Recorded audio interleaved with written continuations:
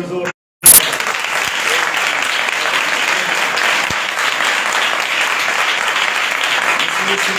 गुलामी और प्यारे नाम में आप सब इस्लाम के जितने आप हमें फेसबुक और यूट्यूब पे ज्वाइन करेंगे, आज सलीबी कलमात के पस मंजर में हम यीशु के उन अल्फाज को जो उसने सलीब पर दोहराए अपनी जुबान मुबारक से, जिनको कलाम में हम रेड लेटर्स कहते हैं, ये वो अल्फाज हैं जो सुर्ख स्याही से लिखे गए हैं। और ये वो अल्फाज हैं, कलाम ये कहता है आसमान टल जाएगा, जमीन टल जाएगी, लेकिन मेरे मुंह की बातें हरगिज़ ना टलेगी। 6 सलीबी कलमात जिन जिन कैंडिडेट्स ने पेश किए आपके सामने, मैं खुदावंद का शुक्रगुजार हूं इन 21 लोगों के लिए जिन्होंने आज पार्टिसिपेट किया, हवाला तिलावत किया, तशरीह की, मीटिंग प्रोजाइड की, दुआएं की गई। आप सब के लिए मैं खुदावंद का शुक्रगुजार हूं। और ये जो सलीब का पैगाम है, कलाम ये कहता है, ये जो सलीब के कदरदान नहीं, जिनको सलीब के पैगाम की वैल्यूज का नहीं पता, कलाम में लिखा है उनके लिए सलीब का पैगाम हलाक होने वालों के नजदीक बेवकूफी है। लेकिन कलाम में लिखा है हम नजात पाने वालों के लिए खुदा की बेहद कुदरत है। क्योंकि हम जानते हैं और याद रखें कि हम सलीब के पैगाम को समझ गए हैं। और याद रखिए, सलीब का पैगाम शायद दूसरों के लिए, कई दफा लोग कहते हैं जी आप सलीब को लेकर के क्यों रोते हैं। याद रखिए, हम सलीब पर सहे हुए उन दुखों के लिए महसूस करते हैं कि वो सारी बदकारियां, वो सारे गुनाह, वो सारे पाप जो हमारे लिए थे, वो सजाएं। और याद रखें, कलाम में लिखा है एक कम 39 कोड़े तेरी और मेरी बीमारियों के लिए खाए गए। और याद रखें, कलाम में लिखा है उसके मार खाने से हमने शिफा पाई। और याद रखें, दुनिया को आज 2 चीजों की बहुत अशद जरूरत है। दुनिया की बहुत सारी टीमें इसमें काम कर रही हैं, मुल्कों के मुल्क से जोड़कर बैठे हुए हैं। 2 चीजें लोगों को दरकार हैं, तारक साहब, एक खाना और दूसरा सेहत। और ये दोनों खुदा के कलाम में यीशु मसीह ने कहा, रोटी के लिए फिक्र ना करना, हवा के परिंदों को देखो, ना बोते हैं ना काटते हैं, तो भी तुम्हारा आसमानी बाप उनको खाने को रोटी की फिक्र ना करे हो। रोटी के लिए गुनाह ना करना, रोटी के लिए ज़िना ना करना, रोटी के लिए बलास्ट ना करना, रोटी के लिए कौमों को तबाह ना करना। दुनिया में एक शख्स हुआ है जिसको सिकंदर आजम कहा जाता है। आप जानते हैं सिकंदर आजम उसको क्यों कहा जाता है? उसने बहुत ज्यादा खून बहाया, बहुत सी माओं के बेटे छीन लिए, बहुत सी बहनों के भाई छीन लिए, कौमों की कौमें उस शख्स ने तबाह की। और दुनिया ने उसको नाम पता क्या दिया? सिकंदर आजम, दुनिया का खून बहाने वाला शख्स। और इमेजिन कीजिए डिकनजर साहब, जिसने अपना खून तेरे लिए बहाया, उसके बारे में तेरा क्या ख्याल है? उसको तू क्या कहेगा? मैं बड़ी खास बातें आपके साथ करने वाला हूं। सलीब का पैगाम हलाक होने वालों के नजदीक तो बेवकूफी है, लेकिन कलाम में लिखा है हम नजात पाने वालों के लिए खुदा की। सलीब का अगर मतलब जानना है तो पतरस के पास जाएं। जब उसको सलीब देने लगे तो उसने मिन्नत करके कहा रोमियो से, उसने सिपाहियों से कहा जनाब ये जो सलीब आप मेरे लिए लाए हैं, इस पे मैं ऐसे नहीं चढ़ सकता। उन्होंने कहा वजह बता। उसने कहा मैंने इस सलीब पर यीशु को मसलूब होते हुए देखा है, मैं इस सलीब पर नहीं चढ़ सकता। अगर आपने मुझे सलीब देनी ही है तो मुझे उल्टा लटकाया जाए, मैं अपने उस्ताद और अपने मुरब्बी की तरह सलीब पर नहीं चढ़ सकता। सलीब का पैगाम लोगों के लिए धोखा हो सकता है, सलीब का पैगाम, सलीब पर कफारा लोगों के लिए शायद ये कोई अनोखी बात हो सकती है, लेकिन हमें पता है ये खुदा की बेहद कुदरत है। हालेलुया। सलीब पर पैगाम देने के लिए बहुत सा वक्त दरकार है, सारी जिंदगी चाहिए यीशु की सलीब पर बात करने के लिए। लेकिन हम आज 7वें कलमे की तरफ आएंगे।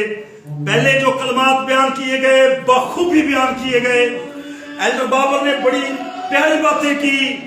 और आदिल साहब ने तीसरे कलमे में माँ के तल्लुक से दिल हिला देने वाली बात की। आपने पुराने अहदनामे में पढ़ा, खुदा ने कहा कि तू क्या करना, परिंदों के बच्चे ले लेना, है परिंदों के अंडे ले लेना, लेकिन मां को तंग नहीं करना। याद रखें, जिंदगी में जिन लोगों ने अपनी मां को तंग किया है, जिन लोगों ने अपनी मां को सताया है, उन्होंने कभी जिंदगी में सुख नहीं पाया। क्योंकि कलाम यह कहता है तो अपने बाप और मां की इज्जत करना। मैंने पता है जो मैं शुरू करना तो लाजमी कुछ ना कुछ होना है। तो याद रखे, कलाम में लिखा है कल से भी चलूंगा और रूह से भी चलूंगा। मैं सिस्टम के तहत आता हूं, मैंने तरतीब सीखी है अपनी जिंदगी में। और याद रखें, आपने देखा कि क्वायर ने कितनी खूबसूरती से खुदा के कलाम के मुताबिक सलीबी गीतों को तैयार किया। और कलाम में क्या लिखा है, बा मौका बातें पहली टोकरियों में। कभी आपने उन दरख्तों को देखा है जो रोड के ऊपर लगे होते हैं? किसी का कुंड इधर को बड़ा होता है और किसी का, और वो इतने दस्ती हुए होते हैं कि उनकी पहचान खत्म हो जाती है। लेकिन जो दरख्त बाग के बीच में होते हैं, जिनके ऊपर कोई मुकर्रर होता है, आप जानते हैं, ओ कलाम ये कहता है जिन पे माली मुकर्रर है उनकी कुछ तरतीब होती है, उनका कुछ लेवल होता है।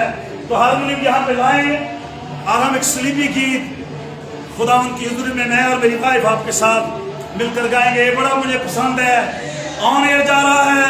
आइए हमारे साथ मिलकर इस गीत को गाएंगे, कलवरी दे सहारे पापी बचदे ने सारे। तो बड़ी खास एक आयत हम गाएंगे मिसेस नसरीन नदीम के साथ। सबाई तबले में हमारा साथ दीजिए। यस,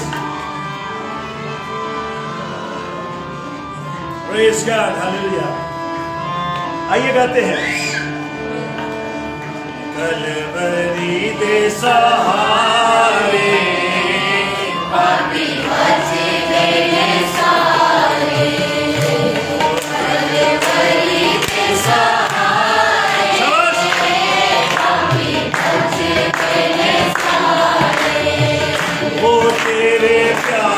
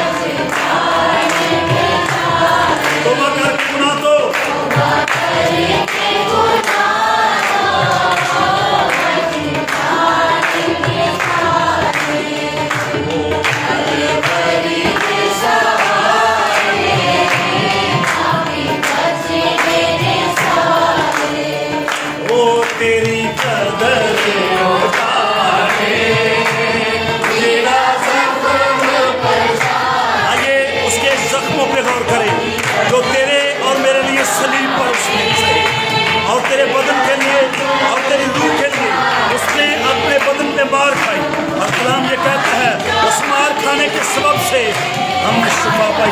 मेरे भाई मेरी बहन, इस गीत के साथ हमारे साथ खुदा के कलाम को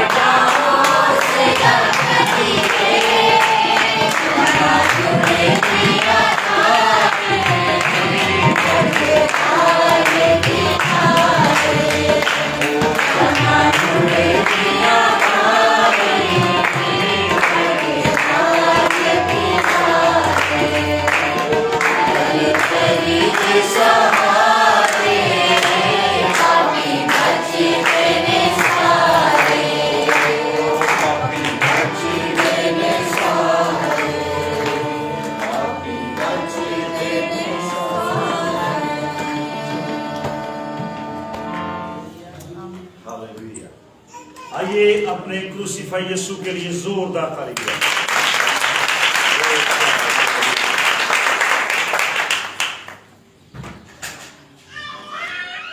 तीसरे कलमे में बहुत खूबसूरत मिसाल दी गई कि बच्चों को ले लेना, अंडों को ले लेना, लेकिन मां को छोड़ देना।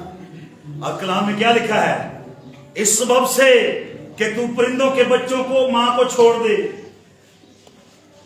परिंदों की मां को छोड़ दे, इस सबब से तेरी उम्र दराज होगी। हालेलुया। और ये तो परिंदों की मां की बात है। अगर तेरी मां की बात की जाए तो फिर तुझे कैसा लगे? अपनी मां को इतना दुख ना दे कि तुझे फिर सुख नसीब ना हो। और पांचवें कलमे में बहुत ही शानदार बातें खुदा के खादम एल्डर बाबर ने की। ये जो प्यास है वो जेन्युइनली यीशु मसीह को सलीब पर सताने लगी और जेन्युइन यीशु ने कहा मैं प्यासा हूं। और छठे कलमे में खुदा की खादमा ने बहुत ही शानदार तमाम हुआ जो खुदा के कलाम में से पढ़ा गया। और याद रखें ये जो तमाम हुआ है इसके लिए लफ्ज एंड इस्तेमाल नहीं हुआ। इस तमाम हुए के लिए लफ्ज दी एंड इस्तेमाल नहीं हुआ। कलाम में इस बात के लिए लफ्ज क्या इस्तेमाल हुआ है? कंप्लीटेड, मुकम्मल हुआ। हालेलुया। एंड नहीं हुआ, काम मुकम्मल हुआ। जो शरई एतबार से गुनाह के मुर्तकब थे, कलाम में लिखा है एक औरत को लाया गया जो ऐन फेल के वक्त पकड़ी गई थी और वो यीशु को कहते हैं, मूसवी शरीयत ये कहती है कि पत्थर मारे और संसार कर दे। बता यीशु तेरी शरीयत क्या कहती है? पत्थर हाथों में हो, मजमा लगा हो, वहां पे शरा के मौलम भी थे, वहां पे सियासी कायदीन भी थे, वहां पे मजहबी ठेकेदार भी थे। और कलाम में लिखा है एक औरत को लाए हैं। कानून देख लो, बंदा कोई नहीं है, गुनाह तो दोनों ने किया है ना, बंदा दे दिला के ना छुटछुटा गया है। लेकिन ये कलाम में लिखा है पकड़ी गई है और उसको लाए हैं और यीशु के सामने खड़ा करके कहते हैं बता तेरी शरीयत क्या कहती है, तू भी शरीयत का मालिक है। तो यीशु ने कहा अच्छा चलो पहले वो इसको पत्थर मारे जिसने कभी गुनाह नहीं किया। लिखा जमीन पर बैठकर कुछ लिखने लगा। ते भाई सदीक पता की लीजिए ओह केमो केमी ना नीवे नीवे हो गए। कलाम में लिखा है सारे के सारे ही भाग गए। ना कोई मजहबी मौलम वहां, ना कोई सियासी कायदीन, ना इल्जाम लगाने वाले, ना पत्थर मारने वाले थे। पत्थर भी उठे छुट गए। दो हस्तियां वहां रह गई, एक तेरा यीशु और मेरा यीशु, और दूसरी वो जो गुनाह में ऐन फेल के वक्त गुनाह में पकड़ी गई थी। शरीयत तो उसके खिलाफ है, कानून तो उसके खिलाफ है, अदालतें तो उसके खिलाफ हैं, लेकिन कलाम ये कहता है यीशु ने उस बच्ची को बुलाया। प्लीज कम हियर और सुनिए, मैं तो आपकी तवज्जो दिलाना चाहता हूं। उस गुनाहगार बच्ची से, बेटी से एक रिश्ता बनाते हुए कहा ऐ बेटी, मेरे पीछे कहें ऐ बेटी, कहेंगे हम किसी ऐसी लड़की को, किसी ऐसी औरत को हम दर्जा देंगे? कानून उसके खिलाफ है, शरीयत उसके खिलाफ है, फकीह फरीसी उसके खिलाफ है, रोमी उसके खिलाफ है, लेकिन तेरा और मेरा यीशु उसको कहता है बेटी तुझ पर किसी ने इल्जाम नहीं लगाया? तो वो कहती है नहीं यीशु जी। अंदर से कांप रही है, महसूस कर रही कि शायद ये मुझ पर कोई इल्जाम लगाएगा। यीशु ने से कहा जा मैं भी तुझ पर इल्जाम नहीं लगाता है, आइंदा गुनाह ना करना। और कलाम ये कहता है वो सारी उम्र यीशु के पीछे पीछे भागती रही। ये तब की बात है जब यीशु जमीनी जिंदगी में था और अब तो यीशु आसमान पर है। और कलाम में लिखा है कब्रिया की दानी डालो खड़ा हुआ तेरी और मेरी शफायत करता है। और कलाम ये कहता है यीशु ने काम को कंप्लीट किया। नामुकम्मल काम थे, थैंक यू वेरी मच बेटे, और काम को मुकम्मल किया।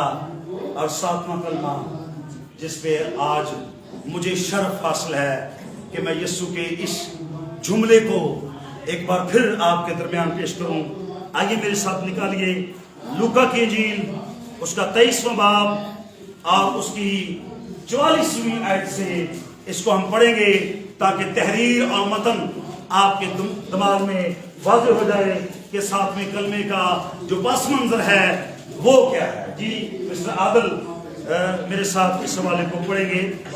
23वें बाब की 44वीं आयत लूका की। जरा हालात देखिएगा दीकर नजर साहब और एल्डर महमूद साहब, जब आदिल साहब पढ़े तो गौर कीजिएगा, खड़े होकर पढ़े।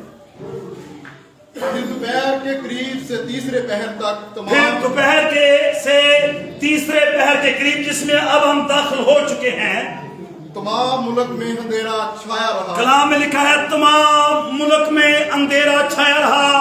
जो साइंटिस्ट हैं वो हैरान हैं, बड़ी तहकीकात हो चुकी हैं, बड़े उन्होंने एक्सपेरिमेंट्स कर लिए हैं, लेकिन आज तक वो इस बात से बेखबर और लाइल्म है कि ये कैसे हो गया।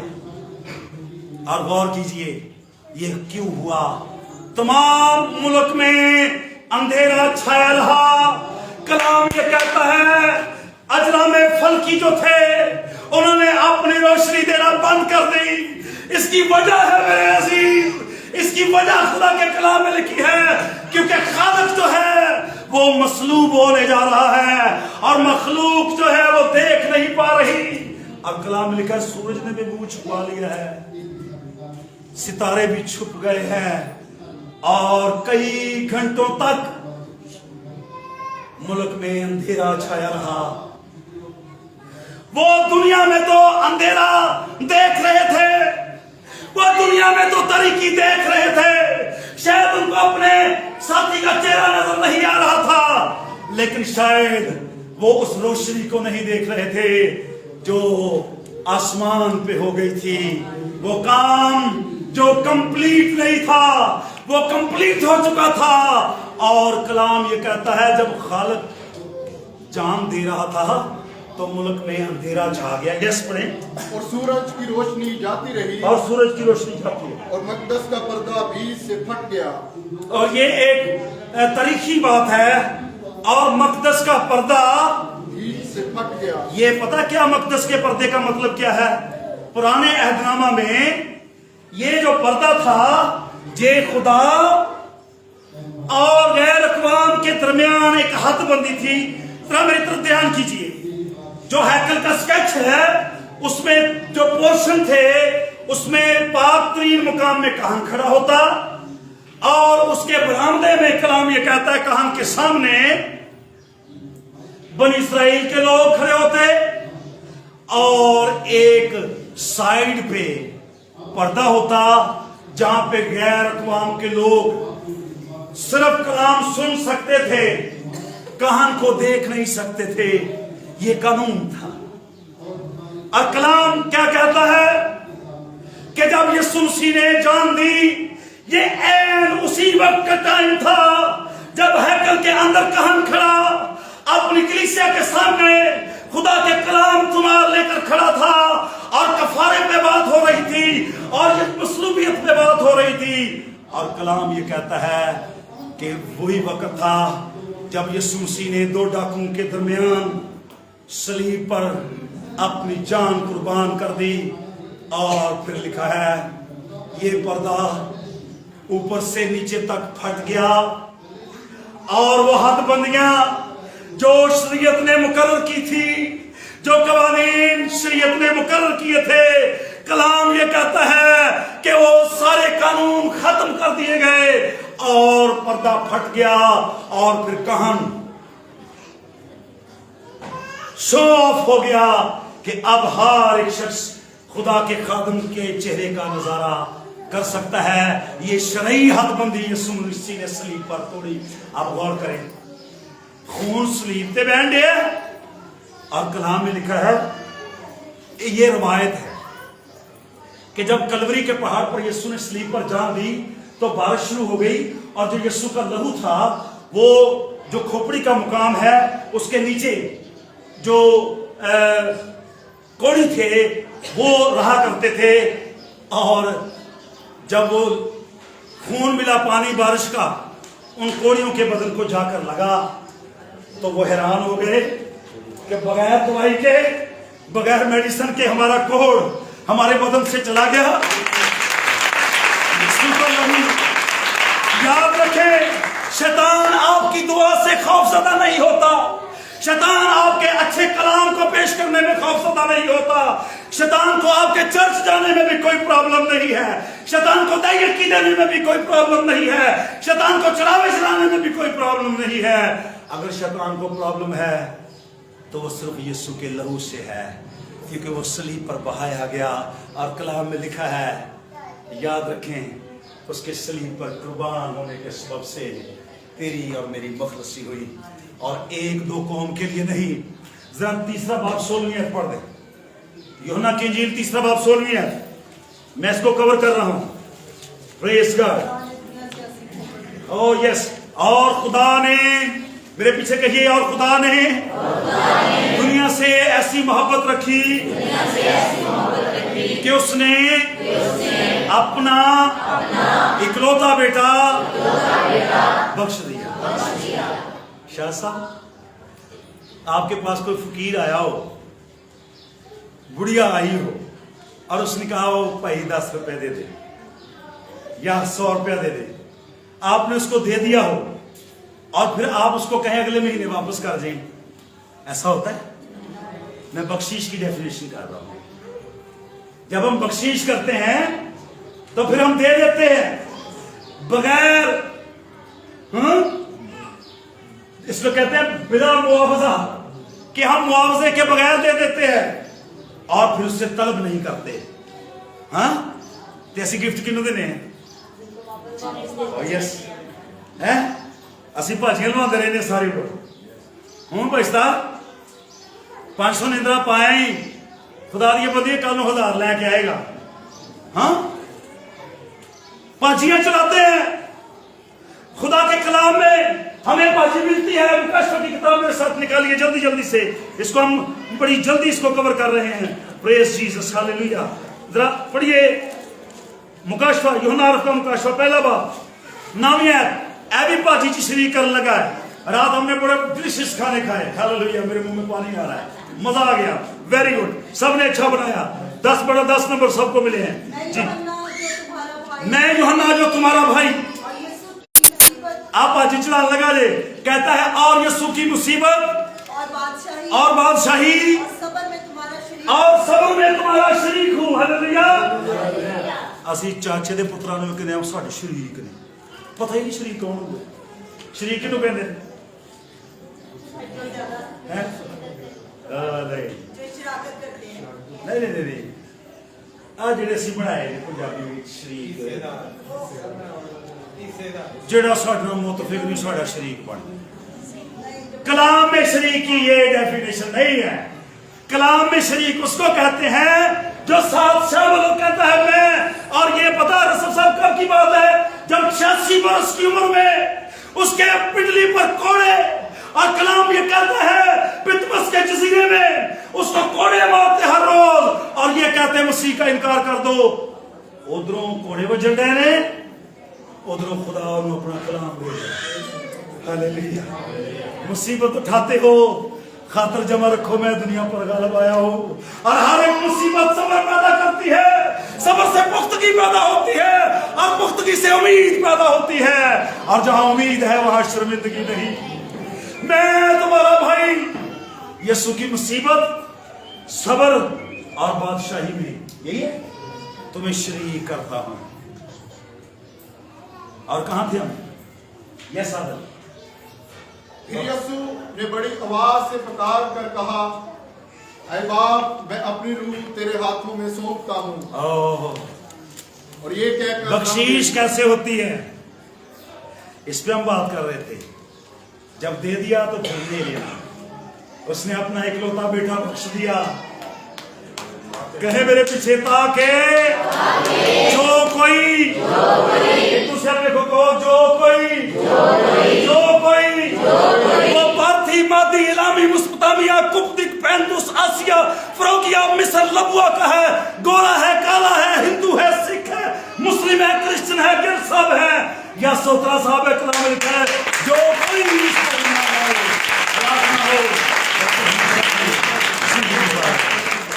ये जिंदगी देने के लिए कई नस्लों का इंतजार करना पड़ा। लिखा जब कोई ना मिला, जब 1,44,000 में से कोई ना मिला, तो फिर लिखा है वो अपना ही खून लेकर पाक-तरीन मुकाम में दाखिल हो गया और हमारी खलासी कराई। अपना ही खून, हालेलुया, यीशु का खून, इससे घबराता है शैतान। आज मैं तुझे कहूंगा, मैंने रेड टेप पता क्यों लगाई? हालांकि मैनू बिल्कुल ठीक नहीं लगती, काले रंग से टाई भी अच्छी नहीं लगती, लेकिन मैंने इसलिए लगाई है कि मेरे यीशु का लहू सारी कायनात के लिए बहा है। Hallelujah, hallelujah. और आई उस लहू के लिए हम जोरदार ताली दें।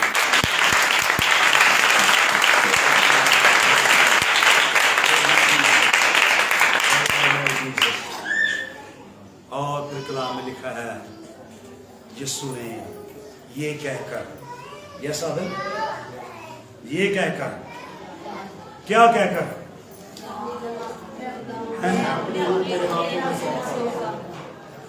आप मेरे पीछे कहे, मैं अपनी रूह तेरे हाथों में और मैं अक्सर कहता हूं अपने बच्चों को, अपनी रूहों को महफूज हाथों में दें। कलाम में क्या लिखा है? और जब मफीबूसत 5 बरस का था तो उसकी दाया ने उसको गोद में उठाया हुआ, और जब साउल और यूनतन के मरने की खबर, ये लिखा है, साउल और यूनतन की खबर मरने की, कत्ल होने की मिली, तो लिखा है वो बच्चे को उठाकर हवास बाख्ता हो गई। और कलाम में लिखा है उसने जो भागने में जल्दी की तो वो बच्चा उसके हाथ से धड़ाम करके गिर पड़ा और लिखा है लंगड़ा हो गया। अपनी रूह महफूज हाथों में दें। लंगड़े नहीं होंगे आप, अंधे नहीं होंगे आप, बहरे नहीं होंगे आप। अपनी रूह अपने खुदा के हाथों में दीजिए, जिस तरह यीशु ने अपनी रूह महफूज हाथों में दी।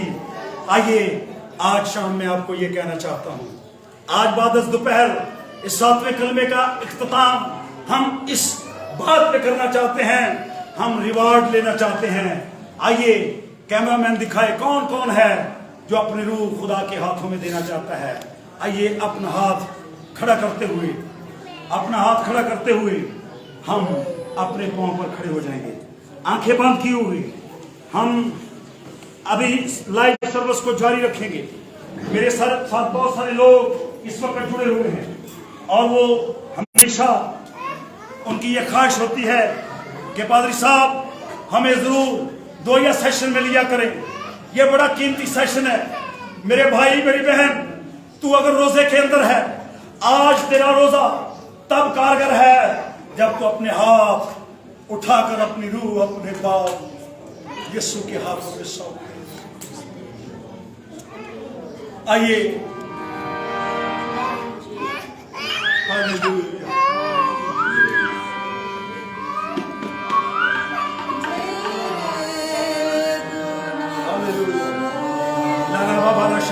मैं आपके पास आ रहा हूं। मुझे रूह कुदूस कह रहा है मैं आपके लिए दुआ करने आ रहा हूं, मैं आपको टच करने के लिए आ रहा हूं, आपके सर पर हाथ रखने के लिए आ रहा हूं, क्योंकि कलाम में लिखा है जब तू बीमारों पर हाथ रखे तो बीमार अच्छे हो जाएंगे।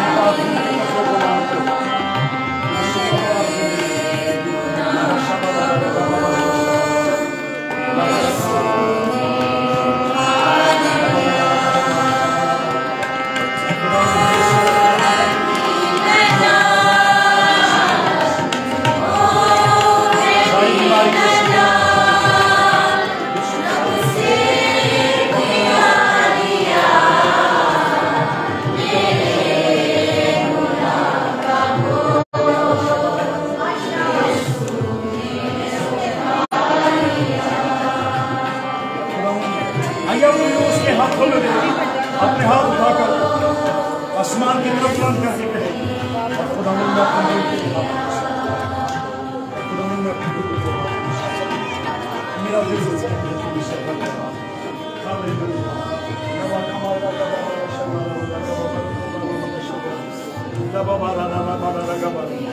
खुदावन मैं अपनी बहनों को तेरे पास अपनी बेटियों को तेरे हाथ में चला कहें खुदावन मैं अपनी रूह तेरे हाथों में सौंप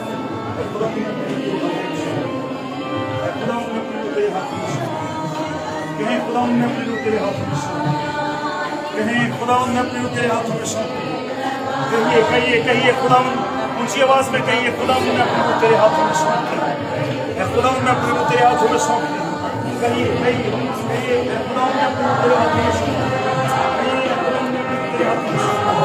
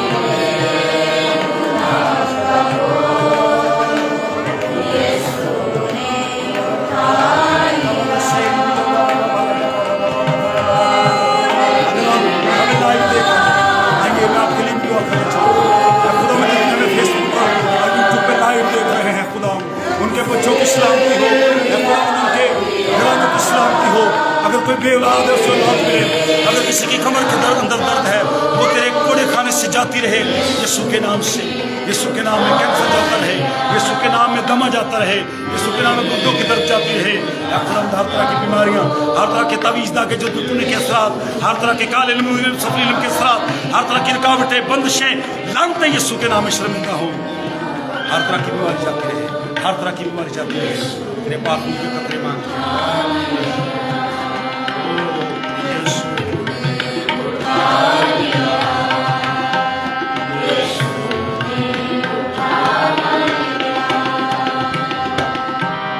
मेरे पीछे सब कहे बाप ऊंची आवाज में कहे बाप मैं अपनी रूह तेरे हाथों में सौंप आइए जोरदार ताली यीशु